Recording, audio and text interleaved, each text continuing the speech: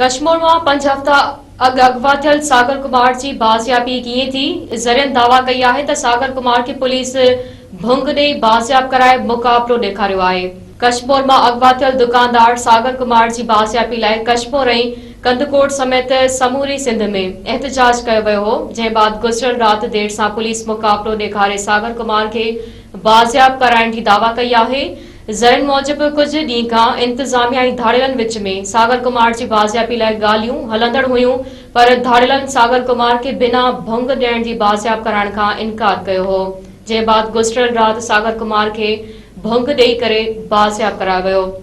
ज़रियन वटां मालूम थियो आहे त सागर कुमार के 30 खां 40 लख रुपया भुंग ॾेई बाज़ियाब करायो वियो आहे।